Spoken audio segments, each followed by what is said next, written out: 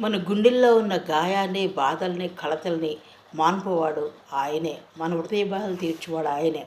మనం కలత చెందక నిరీక్షణ కలిగి యేసు వైపు మనం చూస్తూ మన కన్నీళ్లు తుడుచువాడు ఆయన కాబట్టి దిగులు చెందక ఆయనలో ముందుకు సాగిపోవాలి.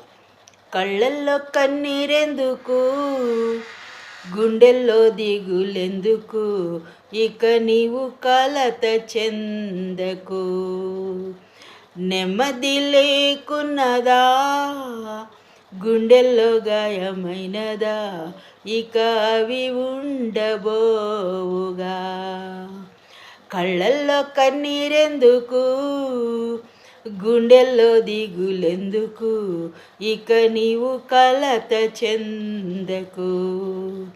నెమ్మది లేకున్నదా, గుండెల్లో గాయమైనదా, ఇక అవి ఉండబోవుగా.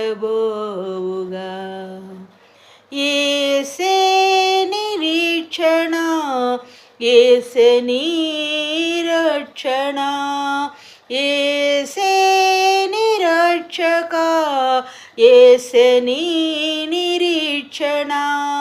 కళ్ళల్లో కన్నీరెందుకు, గుండెల్లో దిగులెందుకు, ఇక నీకు కలత చెందకు. నెమ్మది లేకున్నదా, గుండెల్లో గాయమైనదా, ఇక అవి ఉండబోగా. కరువు ఖడ్గములొచ్చినా, నింద వేదన చుట్టినా, లోకమంతా ఏకమైన భయము చెందకుమా.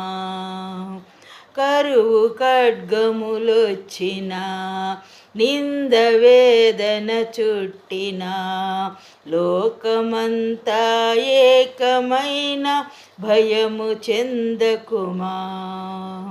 యేసే నిరక్షక, దిగులు చెందకు నీవిక, యేసే విమోచక, సంతసించుము నీవిక.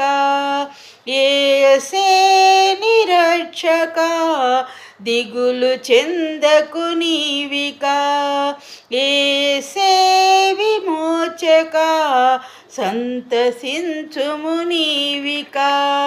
కళ్ళల్లో కన్నీరెందుకు, గుండెల్లో దిగులెందుకు, ఇక నీవు కలత చెందకు. నెమ్మది లేకున్నదా, గుండెల్లో